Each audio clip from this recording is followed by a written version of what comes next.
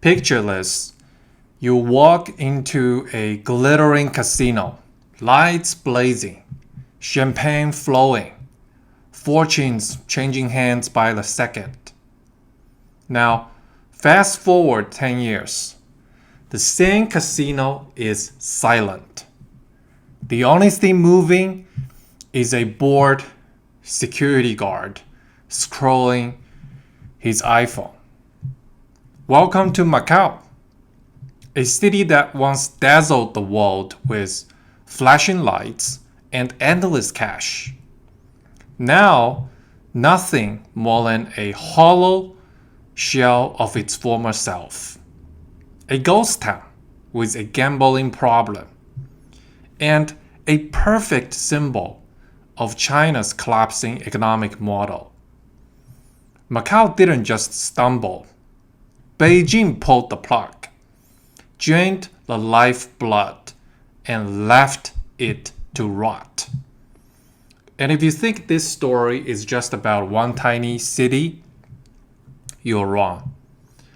Macau's death is a preview of China's future.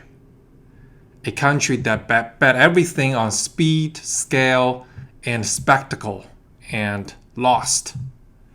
First, let's talk about the rise of Macau, from fishing village to global cash cow. When I first visited Macau 20 years ago, it was electric.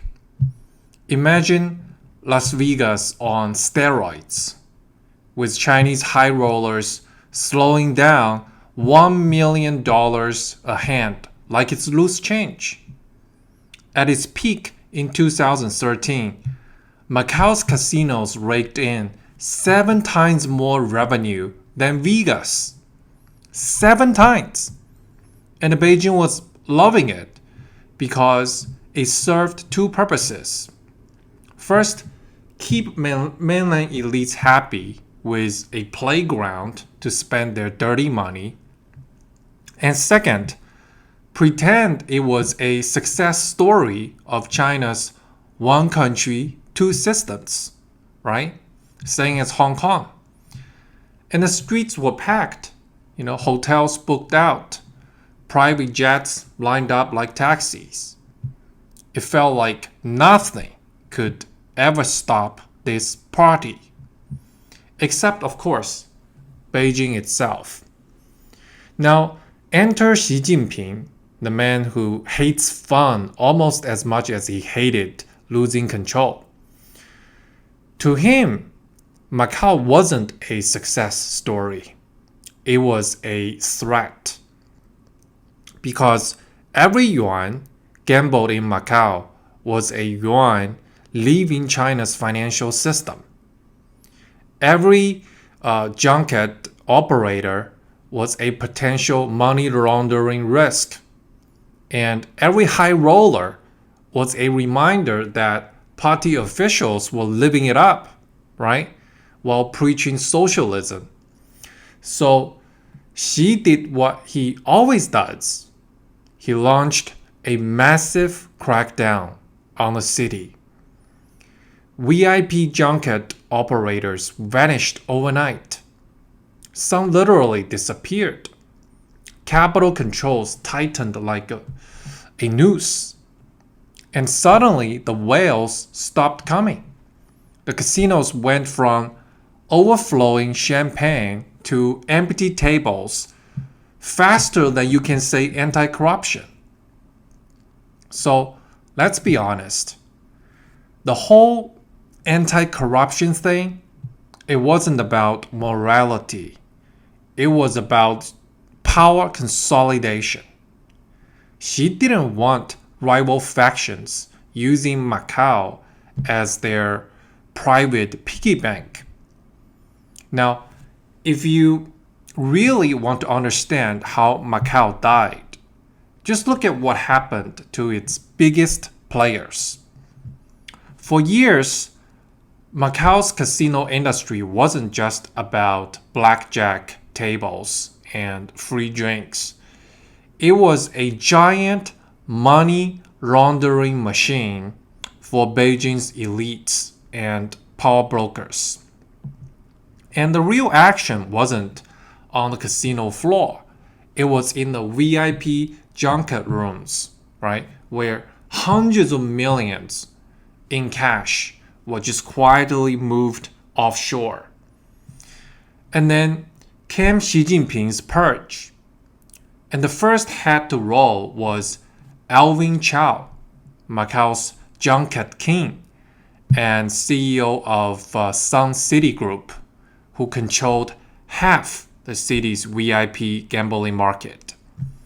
His arrest in 2021 wasn't just about, illegal gambling. It was a message from Beijing that, there's no more wild money flows, no more independence. Macau belongs to the party now. And Alvin Chow wasn't alone. Other major tycoons were taken down or forced to flee, and their empires just dismantled overnight. These weren't small players.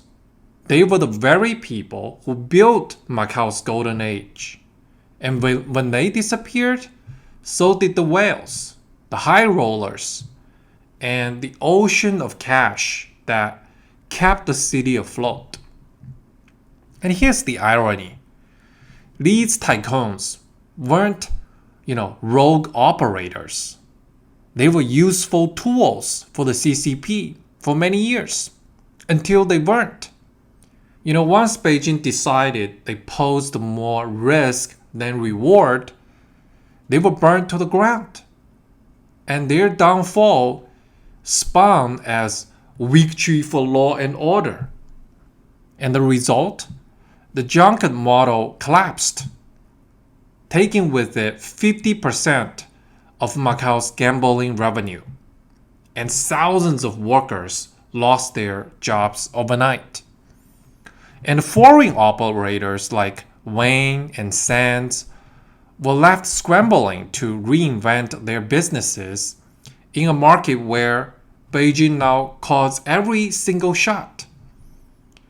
The tycoon purge didn't just clean up Macau, it finished it off, proving that in Xi Jinping's China, even billionaires are disposable tools in a much bigger game. And when the party decides you're no longer useful, you don't just lose your businesses, you just disappear. And then came COVID, the final blow. And Beijing's zero COVID insanity turned Macau into a prison. Tourists gone, flights grounded, casinos shuttered. Revenue plunged 90% almost overnight. Some casinos were earning less per month than they spent on electricity. It wasn't just a downturn. It was a mass extinction event for an entire city whose economy was 80% dependent on gambling. Think Detroit, but instead of cars, it's baccarat tables. Now, here's where it gets really dark. Beijing didn't just watch Macau die. It used the crisis to tighten control. Casino licenses, as you know, were up for renewal. And then Beijing just sent a very clear message. Toe the party line, or you lose the license. And American operators like Wang and Sands, they had to pledge royalty, inject patriotic elements into their resorts, and even fund Beijing-approved social programs in order to stay in the city. And Macau went from being a freewheeling city of fortune to a propaganda theme park. Casinos became the tools of the CCP, designed not to generate wealth, but to showcase royalty. And Beijing even has a plan to make Macau family friendly. Translation: replace these high rollers and champagne with bounce houses and patriotic sing-alongs. Because nothing screams fun like a state-approved puppy show about socialism. Now, Macau's fall isn't just a local tragedy. It's really a blueprint for China's future. And here's the pattern. Build a flashy, single-industry growth machine, right? Fueled by cheap debt and wild hype. And then let corruption run rampant while the headlines scream miracle. Pretend the boom is sustainable until the cracks start to show, and then swoop in with a crackdown, crushing confidence, innovation, and anyone who dares to question the system. And finally, when a house of cards collapses, Beijing doesn't rebuild it. It tightens control and rewrites the story as a victory. Sound familiar? That's exactly what happened to China's real estate market, its tech giants, and now its entire economy. Macau didn't just die first by coincidence. It was the most extreme version of Beijing's hollow growth model. A warning shot of what's coming for the rest of China. And I'll never forget, my last visit to Macau, right before the pandemic. I walked into, I think the name is Grand Lisboa, once a palace of chaos, noise, and wild energy. Back in the day, it just felt alive, almost dangerous. But this time, the place was eerily quiet. I watched a lone dealer sit at a empty table, shuffling cards for no one. And a janitor just leaned against the wall, staring at nothing. It hit me. This wasn't just a bad quarter or a temporary slump. This was the end of an era. Macau wasn't just losing money, it was losing its soul and spirit. Beijing has no interest in saving Macau as we knew it. Instead, it's turning the city into something far more sinister. A digital yuan testing ground, a controlled financial hub where every transaction is tracked, a symbol of royalty where foreign companies like Wayne must bow to the party to stay in business, to renew their license. And Macau isn't really dead, it's been repurposed, right? From a free market experiment to a political showcase. The death of Macau is a warning to anyone who still believes in the myth of China's unstoppable rise. China's growth model is like a compulsive gambler. It wins big in a short term until the house, right, the CCP, steps in, changes the rules overnight, and takes everything back. And Macau just hit rock bottom first. But make no mistake, the rest of China is standing at the same roulette table, placing its last desperate bets, while the party quietly rigs the game. And Macau didn't die of natural causes.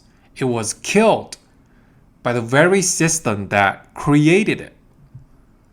And if you want to see China's future, you don't need a crystal ball, right? Just look at Macau, a city right now of empty casinos, broken dreams, and flashing lights that don't fool anyone anymore.